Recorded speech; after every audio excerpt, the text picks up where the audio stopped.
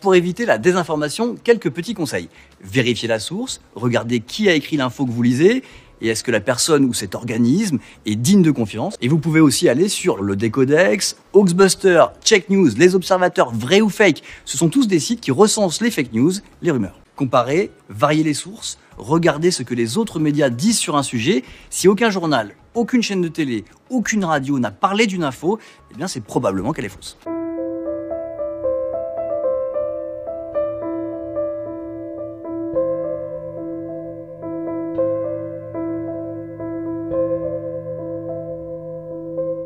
All sexual taboos on screen were broken, and people think what can be the next step, and obviously the next step is to kill someone for real.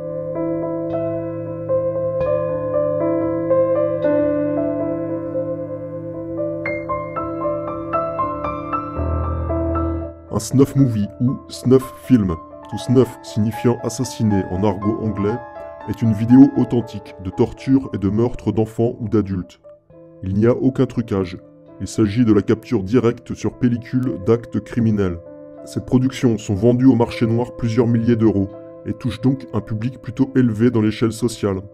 Officiellement, les snuff films ne sont qu'une légende urbaine, une sorte de vieux fantasme, au même titre que les réseaux pédocriminels élitistes. Mais qu'en est-il réellement ?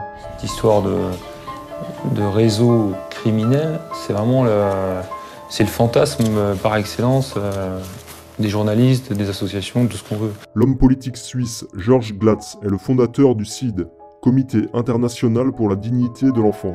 Cette ONG basée à Lausanne a produit en 2012 un rapport explosif montrant l'ampleur du phénomène de la pédocriminalité de réseau. Ce rapport vise à expliquer pourquoi une chape de plomb recouvre toutes ces affaires. En 2000, sur le plateau de télévision de France 3, Georges Glatz déclarait face à Élise Lucet, médusée, que des films montrant la mort réelle d'enfants avaient été retrouvés en Belgique. Les cassettes de Snuff Movies se vendent entre 10 et 20 000 francs suisses. Qu'est-ce que vous voulez dire par Snuff Movies ? Les cassettes avec mort d'enfants réels. Alors, j'entends, on en reviendra. Oui, ces cassettes existent. Il y a déjà quelques années en Belgique, on en a découvert, mais on en parle effectivement assez peu dans les médias. Une déclaration plutôt fracassante qui laissa la journaliste Élise Lucette sans voix. En 2008, le père François Brune, dans un entretien vidéo consacré à son livre « Dieu et Satan, le combat continue », a déclaré « C'est le récit d'un jeune garçon qui a été entraîné malgré lui par un ami dans des cercles sataniques, mais vraiment les cercles vraiment sataniques, c'est-à-dire que personne ne connaît, même pas les journalistes, même pas les enquêteurs spécialisés. D'ailleurs, les enquêteurs spécialisés eux-mêmes le savent en disant le pire nous échappe, nous n'arrivons pas à les joindre, mais qui peuvent atteindre des gens ayant des postes officiels dans l'administration à de très haut niveau. Mais on va jusqu'à tuer des gens. Alors si vous voulez, quand je le dis, moi, en parlant de satanisme, et quand je le dis en tant que prêtre, je ne suis pas très crédible. Bon, mais si par ailleurs vous avez des missions un peu spécialisées, notamment sur la pornographie et la pornographie enfantine, alors là, on va vous révéler qu'effectivement, il y a des gens qui tournent des enfants qu'on est en train de torturer, et on le filme. Oui. Et que ça se vend à prix d'or. Oui, ça s'appelle les snuff movies. Voilà. Et donc, pour vous, derrière, il y a Satan. Bien sûr, ça existe. À ce moment-là, quand c'est dit par des psychologues, des gens de la police, des services, à ce moment-là, on les prend au sérieux. Mais c'est la même chose. C'est le même phénomène, bien entendu. C'est la destruction de la création de Dieu, bien sûr. Systématiquement. Petit enfant, bien sûr. Dans ce cas-là, de plus pur, de plus fragile, etc. Oui, bien sûr. Toute la pureté de la création du monde, magnifique. Bien sûr. Dès que Satan peut le salir, bien sûr. Ouais. Beaucoup de témoignages de survivants d'abus rituels rapportent la présence de caméras durant les sévices et les sacrifices. C'est une caractéristique assez commune. Le but est d'immortaliser les actes sadiques et criminels, mais aussi d'avoir des éléments de preuve afin que tous les participants, quand ils n'ont pas le visage masqué, soient tenus par le secret. Mais ces enregistrements permettent avant tout de rapporter un maximum d'argent, que ce soit par le chantage ou par le commerce en réseau spécialisé. Fast alle berichten, dass bei diesen Ritualen Foto- und Filmaufnahmen gemacht werden. Kinderpornografie. Also geht es auch um Geld, um gut organisierte Täterkreise. Viele der Täter sind hochgestellte Persönlichkeiten, haben die Macht, sich gegenseitig zu schützen. Und es ist viel Geld, sehr viel Geld im Spiel. Noemi berichtet von Kindern, die vor laufender Kamera vergewaltigt, gefoltert und geopfert werden.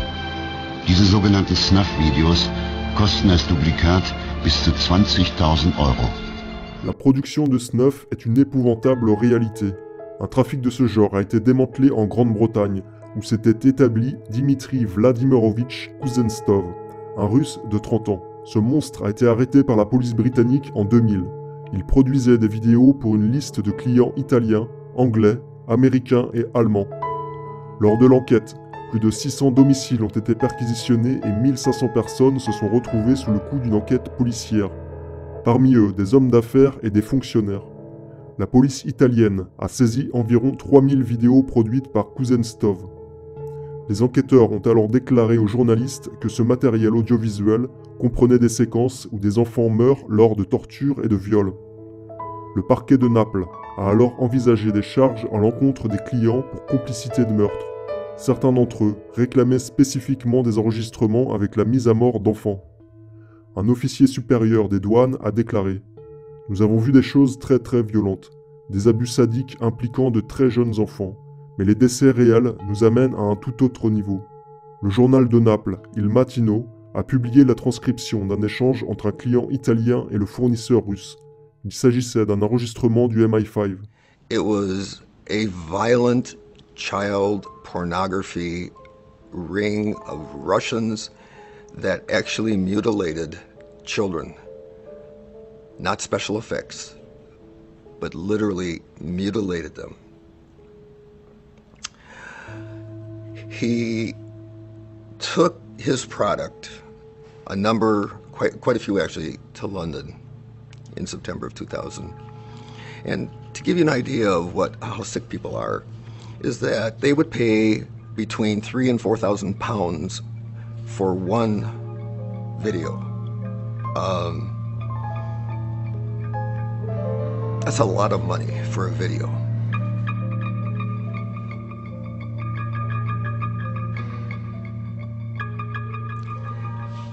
Here is Dimitri talking to one of his buyers in his London hotel room. Quote, this is from the Italian. Promise me you're not ripping me off. Dimitri, tell me the truth. Dimitri says, quote, relax, I can assure you that this one really dies. The Italian man responded, you know, the last time I paid you, I didn't get what I wanted. It was really crap. I don't care what it looked like. Dimitri says, quote, what do you want? And the Italian said, you know, I want to see the fucker die. Dimitri says, that's why I'm here. This is an M5 wiretap. Le prix d'une seule vidéo variait de 340 à 6 000 €. Le tarif était fixé en fonction du type de contenu. Les films avec de jeunes enfants nus étaient nommés Snipe Video, la catégorie la plus épouvantable dans laquelle les enfants sont violés et torturés à mort, avec comme nom de code nécro-pédo. En 1997, s'est ouvert le « procès de Draguignan ». Pour la première fois en France, la loi contre le tourisme sexuel pouvait s'appliquer et les investigations permirent de mettre à jour un vaste réseau de pédophiles organisés, autant en France qu'à l'étranger. Durant ce procès, il y a eu la diffusion de snuff films qui avaient été saisis par la police. La projection sera stoppée au bout de 20 minutes et le procureur Étienne Sechaldi a ensuite déclaré devant les caméras de Canal+, la vision d'enfants torturés à mort et tout cela à des fins mercantiles est proprement insoutenable. Toujours en 1997, la chaîne anglaise ITV a diffusé un documentaire intitulé The Boy Business, qui avait pour sujet la production de pédopornographie à Amsterdam, des productions de films dans lesquelles des enfants sont violés, torturés et tués. Dans ce documentaire anglais, 3 Britanniques qui ont vécu à Amsterdam au début des années 90 témoignent indépendamment les uns des autres. Ils décrivent ces tournages de snuff auxquels ils ont assisté étant enfants ou adolescents. Dans le documentaire L'injustice hollandaise quand les trafiquants d'enfants dirigent la nation, qui traite de l'affaire Rolodex, une victime du réseau hollandais témoigne. I also had seen and meet people who made snuff movies. Snuff movie is a movie where several boys or one boy gets sexually abused and murdered at the end of the movie. They asked me to play in one of these movies for a lot of money, and I refused because I knew from other boys that it can be very bad for you because you don't survive. Le rapport du CID de 2012 mentionné plus haut confirme l'existence des snuff films par le biais de Michel Thirion, un détective privé qui était chargé d'enquêter sur la disparition de Julie Lejeune et Mélissa Russo dans l'affaire Dutroux. Ces enquêtes l'ont mené vers une filière de snuff aux Pays-Bas, le même réseau que celui mentionné par les témoins du documentaire The Boy Business. Il a raconté à Jean-Nicolas et Frédéric Lavachéry sa rencontre avec un Anglais propriétaire d'une péniche à Amsterdam. L'Anglais me propose alors ce qu'il a de meilleur, la mise à mort d'enfants. Il s'agit d'embarquer à plusieurs sur sa péniche, de prendre la mer et de se satisfaire sexuellement avec un gosse avant que ce dernier ne soit jeté à l'eau, m'explique l'Anglais. En Belgique aussi, la production de snuff films semble avoir dépassé le simple fantasme. En 1997, une affaire de pédophilie et de pédopornographie a éclaté en parallèle de l'affaire Dutroux. Le 22 janvier 1997, la Nouvelle Gazette de Charleroi publiait un article qui mentionnait l'existence de ce type de film. C'est chez Michel, et chez lui seul, tiennent à souligner les enquêteurs, que les gendarmes vont faire l'horrible découverte. Ils ont en effet saisi une petite dizaine de snuff movies, des cassettes vidéo qui mettent en scène l'horreur absolue. Les enfants qu'on peut y voir, des petits Européens dont les plus jeunes paraissent âgés de 7 à 8 ans et les plus âgés de 16 à 17 ans, ne sont pas seulement violés par des adultes inconnus, ils sont également torturés par des sadiques. Pudiquement, les enquêteurs évoquent des scènes dites sadomaso-hard. Et, comble de l'immonde, ces scènes infernales s'achèvent par la mise à mort, réelle ou simulée, des petites victimes. On ignore si ces enfants sont vraiment morts, reconnaissent les enquêteurs. Il faudrait, pour en être sûr, retrouver leurs cadavres. Mais s'il s'agit de mise en scène, elles sont d'un réalisme absolu. Selon les enquêteurs, on se doutait que pareilles horreurs circulaient même chez nous. Toutefois, on n'avait jamais saisi le snuff movie dans notre pays. J'avais vu une cassette de ce genre, saisie en France, raconte un enquêteur. On y voyait un pédophile étranglant un enfant. Mais ce que j'ai vu ici dépasse tout ce que l'on peut imaginer. Dans le document contenant les procès-verbaux et les auditions enregistrées lors de l'affaire Dutroux, on peut y lire qu'en 1997 a été interceptée à la poste de XL une lettre relative à la pédophilie parlant de cassettes avec mise à mort et viol. On y parle d'une, je cite, baronne et de Dutroux. En 2004, le député belge Albert Mailleux a écrit une lettre au président de la cour d'assises d'Arlon, Stéphane Gou, dans laquelle il mentionne l'existence d'une cassette vidéo du meurtre de Julie Lejeune et Mélissa Russo. Il s'agit des deux petites victimes retrouvées mortes dans la cave de Marc Dutroux. Officiellement, elles sont mortes de faim enfermées dans la cave de Marc Dutroux alors que celui-ci était en prison. Le député Mailleux débute sa lettre en disant qu'elles ne sont pas mortes de faim mais de viol, de sévices et de torture. Il indique, selon ses sources, que l'enregistrement, en couleur et sonorisé, atteste du calvaire qu'ont enduré Julie et Mélissa avant d'être mises à mort, dans des circonstances atroces, par un bourreau masqué qui officie en présence d'un groupe de 10 à 12 personnes. Selon le député, aujourd'hui décédé, il existerait plusieurs copies de cet enregistrement vidéo. Toujours dans l'affaire Dutroux, le témoin X1, Régine Alouf, a décrit un monde de violences sexuelles, de tortures, mais aussi de meurtres. Son témoignage a démontré qu'elle connaissait certains détails de meurtres non élucidés, chose impossible sans avoir eu accès aux fichiers de la police. Régine Alouf a cité dans son témoignage l'entreprise belge Asco. Elle nomme cet endroit l'usine d'enregistrement vidéo, et elle donne les noms de ceux qui participaient aux tortures et aux meurtres d'enfants sur le site de l'usine, le tout enregistré sur cassette vidéo. Dans le livre « L'enfant sacrifié à Satan », qui raconte le calvaire qu'a vécu Samir Aouchiche, Bruno Fouchereau note que Interpol a lancé à plusieurs reprises des alertes au niveau européen en ce qui concerne les crimes sataniques. Voici ce qu'il écrit dans son livre. Scotland Yard a fait encore récemment, en janvier 1996 à Lyon, une conférence dans les locaux d'Interpol visant à alerter les polices européennes de la multiplication des crimes rituels. Le juge Sangelin, doyen des juges d'instruction de Mulhouse, enquêtant sur l'enlèvement d'une petite fille en 1990, a été informé par ces mêmes policiers de Scotland Yard qu'ils avaient saisi un lot de snuff movies dans lesquels on assistait à des meurtres d'enfants. Ces enfants, dont au moins 15 sont d'origine européenne, ont été tués devant la caméra après avoir subi viol et torture.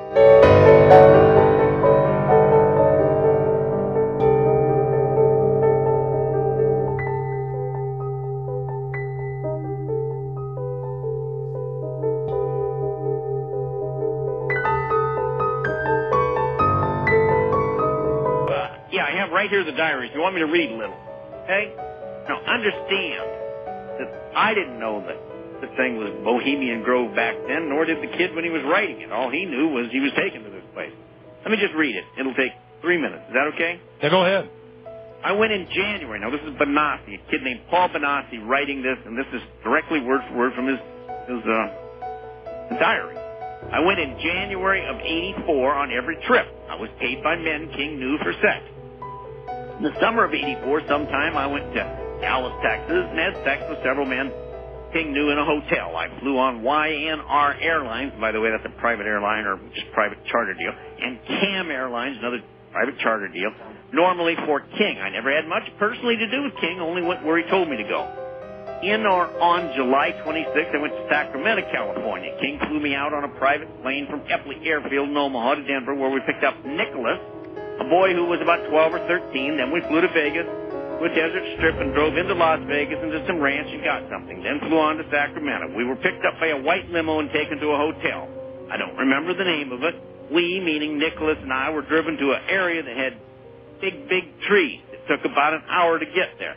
There was a cage with a boy in it who was not wearing anything. Nicholas and I were given these Tarzan things to put around us and stuff like that. They told me to, I won't use the word, blank the boy and stuff. In other words, have sex with him. At first I said no, and they held a gun to my